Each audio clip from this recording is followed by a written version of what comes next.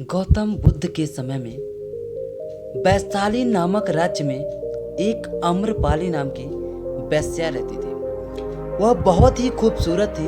उसकी खूबसूरती का चर्चा पूरे दूर दूर तक पूरे राज्य में फैला था। पूरे नगर में उसके जितना खूबसूरत कोई भी नहीं था, पर उस सभी राजाओं के द्वारा उसका शोषण किया जाता था। जब भी आम्रपाली को किसी भी राजा या किसी भी परिजन के पास जाना पड़ता था तो वो लोग उसका भोग विलास एक शारीरिक रूप के तौर से करते थे, ना कि प्रेम पूर्वक करते थे। आम्रपाली अपने कस्टमर्स की देखरेख बहुत अच्छे से करती है, लेकिन बाद में उनसे उतना ही नफरत करती है, क्योंकि उसके प्रेम को कोई समझता ही नहीं। लोग अपनी भोग विलास को भोगते और चले जाते। उसकी फीलिंग की किसी को कोई मतलब नहीं होता है। वह अपने इस धंधे के बल पर बहुत ही अमीर हो जाती है। वह अपने इस जीवन से बहुत ही परेशान होती है।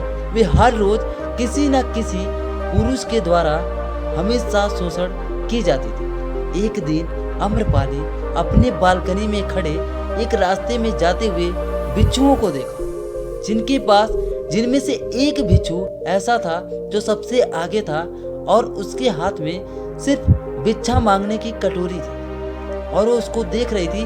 पर उस बिच्छू के पास लोगों को आकर्षित करने के लिए बहुत ही अच्छा तेज उसके लीलार पे चमक रहा था, तो जिससे कि लोग उसके तरफ आकर्षित हो जाते थे। आम्रपाली भी उससे आकर्षित हो गई। वह बौद्ध बिच्छू ऊपर की तरफ देखता है और आम्रपाली को प्रणाम करता है। इतने में आम्रपाली की आंखों से आंसू आ जाती है, क्योंकि आम्रपाली ने पहली बार किसी को इतना सम्मान देते हुए देखा है। आज तक इस सम्मान की नज़र से आम्रपाली को कभी कोई नहीं देखा था। लोग बस उसको भोग विलास की नज़र से देखते थे। बौद्ध बिच्छू प्रणाम करके आगे जाने लगा। उसके बाद आम्रपाली नंगे पांव दौड़ते हुए सीढ़ियों से नीचे उतरते हुए उस बौद्ध बिच्छू के पीछे दौड़ते दौड़ते जाती है और बौद्ध बिच्छू को पैर छू के प्रणाम करती है और कहती है कि हे बिच्छू जी, हम आपको प्रणाम करते हैं और हम आपको अपने घर में भोजन के लिए आमंत्रित करते हैं। कृपया मुझे ना करिए, क्योंकि मैंने अपने जीवन में पहली बार किसी को निमंत्रण दिया है। आज तक मुझे ही लोग निमंत्रण देते हैं। बड़े बड़े राजा महाराजा भी मुझे अपने यहाँ निमंत्रण पर बुलाते हैं, पर ये पहली बार है कि मैंने किसी को अपने घर पर निमंत्रण दिया है। सो आप ना कहें। बौद्ध बिच्छू सम्मान पूर्वक आम्रपाली के घर में जाता है और भोजन करता है। भोजन के पश्चात आम्रपाली उस बौद्ध बिच्छू को प्रणाम करती है और कहती है कि हे महाराज, आप 4 महीने के लिए मेरे घर पर आश्रम ले, क्योंकि अब 4 महीनों के लिए वर्षा ऋतु शुरुआत होने वाली है। तो बौद्ध बिच्छू उनकी बातों को सुनता है और कहता है कि मैं ये डिसीजन अपनी तरफ से नहीं ले सकता। फिर आम्रपाली कहती है कि मैं पूरी कोशिश करूंगी कि आपका ध्यान भंग ना हो। मेरी तरफ से आपको कोई बाधा नहीं आएगी। मैं आपको ध्यान करने में आपकी पूरी मदद करूंगा। मैं आपसे वादा करती हूँ कि मेरी वजह से आपके धर्म पर कोई संकट नहीं आएगा। बौद्ध बिच्छू सम्मान पूर्वक कहता है, फिर भी कुछ भी हो, मैं अपने गुरु से बिना पूछे मैं ये आज्ञा नहीं आपको दे सकता कि मैं आपके घर में 4 महीने के लिए रह सकता हूँ। सभी बौद्ध बिच्छू जाते हैं और गौतम बुद्ध से ये शिकायत करते हैं कि एक युवा बौद्ध बिच्छू एक वेश्या के घर में भोजन करता है और वो वेश्या उससे 4 महीने के लिए रहने के लिए बोलती है और वो कहता है कि वो आपसे आकर पूछेगा। सभी बिच्छू में खलबली मची हुई थी, क्योंकि उन लोगों को लग रहा था कि उनके धर्म पर कोई ना कोई संकट आने वाला है। फिर वो बौद्ध बिच्छू गौतम बुद्ध के पास पहुंचता है, जो कि आम्रपाली के घर पर खाना खाया हुआ होता है। वो जाता है, बुद्ध को सारी घटना बताता है कि आम्रपाली नाम की एक महिला है वैशाली नगर में, जो कि मुझे 4 महीने के लिए अपने घर में आश्रय दे रही हैं। मैंने उनसे कहा कि मैं आपसे पूछकर ही कहूँगा।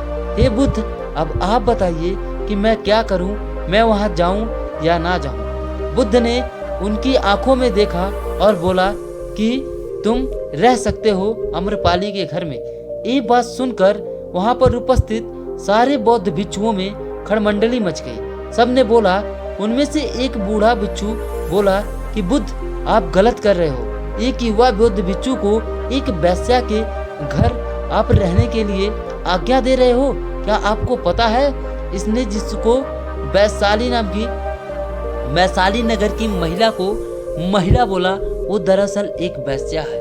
गौतम बुद्ध कहते हैं, हाँ मैं सब जानता हूँ, पर इसने उसको वैश्या न कहकर महिला बोला, इसीलिए मैंने इसकी आंखों में भोग विलास नहीं देखा, इसीलिए मैंने उसको वहां जाने की अनुमति दी। फिर भी सारे बौद्ध भिक्षु खड़मंडली में कहते हैं कि गौतम बुद्ध जी, आप ये सही नहीं कर रहे हैं, आप झूठे ही धर्म को जोखिम में डाल रहे हैं। बुद्ध बोलते हैं कि मुझे अपने शिष्य पर पूरा भरोसा है, वो मेरा भरोसा कभी नहीं तोड़ेगा।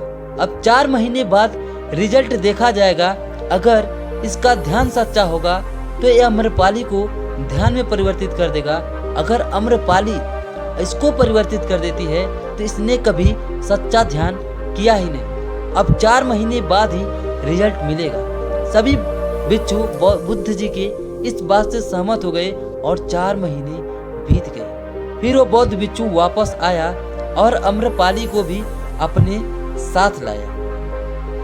वह बोला कि हे महात्मा बुद्ध, अम्रपाली आपसे दीक्षित होना चाहती है। अम्रपाली आती है और उसको प्रणाम करती है, कहती है, हे बुद्ध, मैं आपके शिष्य को जब पहली बार ही देखी तभी मैं इनसे प्रेम करने लगी थी और मैं सोचा कि 4 महीने तक ये मेरे घर में रहेंगे तो मैं अपने सौंदर्य से इनको अपने प्रेम जाल में फंसा लूंगी। लेकिन मैं लाख प्रयास की, लेकिन मैं असफल रही। ये ध्यान में इतने मुग्ध थे कि मेरी तरफ इनका कभी ध्यान ही नहीं गया। ये 4 महीनों में मुझे भी ध्यान का पाठ पढ़ा दिया और मैं समझ गई कि जीवन का असली सुख भोग विलास में नहीं, ध्यान में है। और कृपया मुझे मार्गदर्शन करें।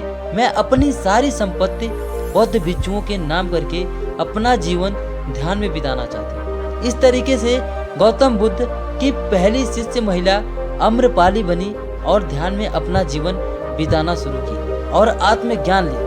तो अम्रपाली हमें यही सीख देती है कि जीवन की वास्तविकता ध्यान है, न कि भोग विलास। जो इंसान भोग विलास में पड़ता है उसकी जिंदगी नर्क हो जाती है। अगर नर्क से बचना है तो ध्यान जरूरी है। ध्यान से मतलब ये नहीं है कि आप इस तरीके का ध्यान करो कि आप साधु महात्मा ऋषि बन जाओ, पर हाँ, इतना ध्यान जरूर करो कि आप अपने मन को शांत और सुकून में रख सको, काम वासना को मार सको। तो अगर इस कहानी को ध्यान से सुन लोगे तो आपकी जो है कि काम वासना मिट जाएगी और आप हर स्त्री को सम्मान की नज़र से देखने लगोगे। तो अगर गौतम बुद्ध की ये कहानी पसंद आई तो आगे शेयर जरूर करना। मिलते हैं अगली वीडियो में ऐसी ही एक रोचक कहानी के साथ। तब तक के लिए आप अपना ख्याल रखिए। Wish you all the very best. मैं विजय, इजी विजय से आपके सपनों को सपोर्ट करता हूँ।